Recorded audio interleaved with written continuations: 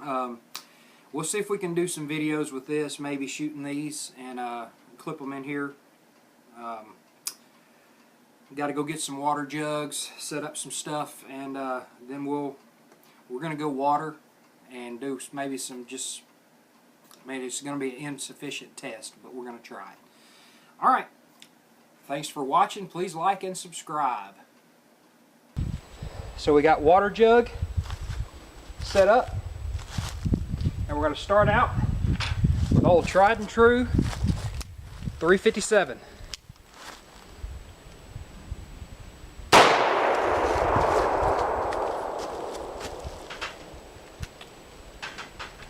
Alright, that was clear. So that was 357, so we might as well go side by side in 10 millimeter, right? Alright, 10 millimeter, 180 grain bullet. That was a 180 grain 357 bullet. That one come apart. I like it. It's clear.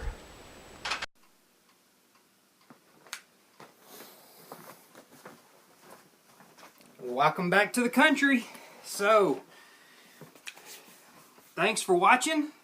Thanks for coming in, joining us today. Please hit that like, subscribe button. So today, we are going to talk about, we're going to carry on with the other video we did a while back of versatility and your feet per second that you're getting out of a gun versus another gun. We're going to start out, everything's unloaded. Alright, we're going to go ahead and show you everything is unloaded on the table before we start wielding things around. Alright, nothing in nothing. Everything is unloaded. Okay, we have no ammo in anything. No ammo on the table. Now let's jump right in. Alright, so what I have here is an array of guns. But they're common in more ways than you think. Especially feet per second and power.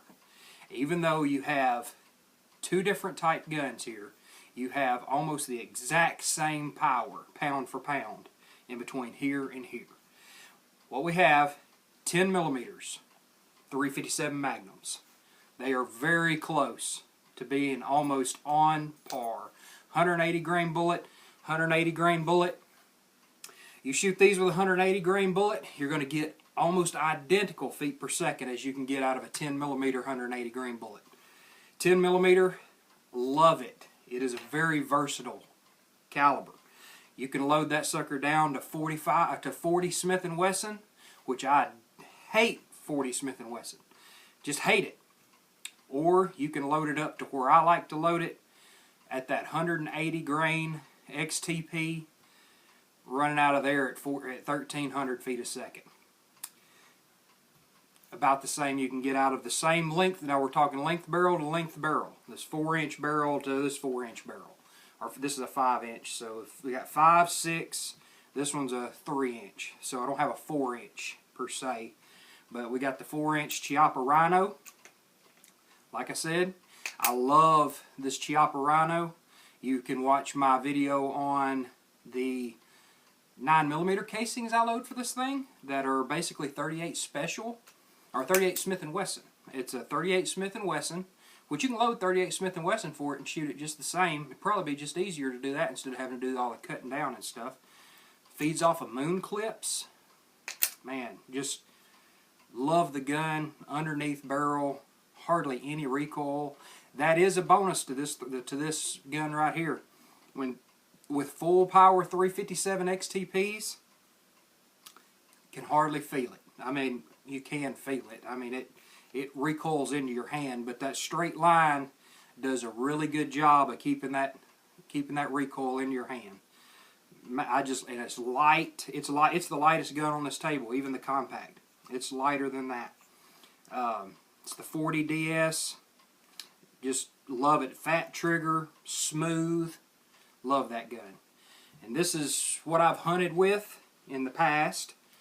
And I know it's not a Smith & Wesson, but it is a Nice little pistol. It is a Taurus 608, 8-shot 357. 8-shot.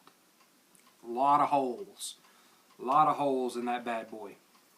I mean, they're just, it's nice. And I've got that nice overmolded grip, so it makes it look like a Smith & Wesson, but it just shoots so smooth. It's ported, and it's probably one of my favorite guns. And this is the 8 3/8 inch model. So it's a heft. But what this gun can do versus what this gun can do are pretty close to the same. As far as weight goes, side by side, this is the way to go. 6-inch, this is the Glock 40, 10 millimeter. Got the Burris Fastfire 3 on there. And for hunting, I'm a big fan of this revolver for hunting. But for hunting, I really gotten into this one. Plus, in this mag, 15 rounds, 8 rounds, 1 in the pipe. You got double the capacity. 8, 15 plus 1, 16. So you got double the capacity right here. And you're shooting the same velocity. So, why not? I love it. This is also a 10 millimeter. I had to have a 10 millimeter 1911. Now this is the just standard Rock Island. It's not the FX. It's not the TAC. I mean, it's the TAC model with the G10 grips. I really don't like these grips though, because whenever you're shooting full power 10 millimeter 180 grain bullets out of this thing, them grips just are heck on your hand. They tear your hand up. But the gun shoots great. It's accurate. It's a 1911. Can't go wrong with that. 1911s, I have the 9, a 10 millimeter, 45, and 1 in 460 rolling. I love 1911s. They're tried and true, you know. And Rock Island don't make a bad 1911. It's not as good as the Ruger, but they don't make a bad 10 millimeter 1911. I've got to like it. And then my concealed carry. Yeah, I cashed in my little 938 9 millimeter for this guy when I got it, and have not regretted it one little bit. Loading putting in the Underwood 135 grain bullets. They are tremendous on the hydraulic shock. Whenever it comes to hydraulic shock, dump all your energy, and without worrying about a pass through, 135 grain bullet is the way to go. And you're just not going to get that in a 9 millimeter. It's not going to happen. Best part about a 10 millimeter is in this standard stock little sucker right here. This is the 29. The Glock 26, which is the exact same size. It's just a little bit skinnier. It holds 10 rounds. 10 plus 1 in a stock flush fit mag. This guy, 10 rounds. Stock flush fit mag with 1 in the pipe. So you got 11 rounds.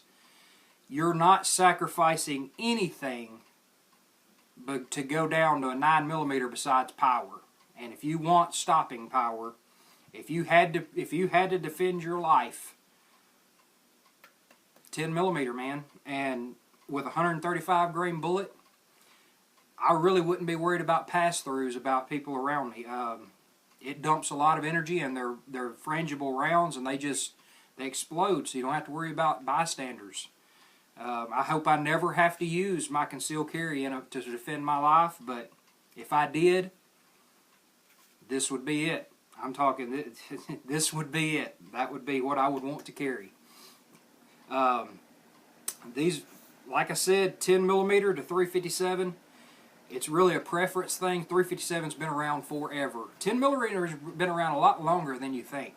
10 millimeter actually started out as an FBI caliber, but people couldn't handle the recoil, so they dropped it down to a 40, shortened the case a little bit, and made it into a 40, to where people could, the women and smaller men could actually handle it. Because there is a lot of recoil.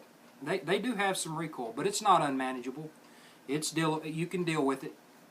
And yeah, I just wanted to get these out and show you, kind of talk to you about What do you prefer? A wheel gun, a good old wheel gun is not going to let you down. If it misfires on you, shoot it again. It's just going to put a new round under it. Whereas, you know, it's an age-old question, automatic. It misfires, tap rack. But whenever it comes to the best of the best, 357 versus 10 millimeter, I think I'd have to go 10 millimeter.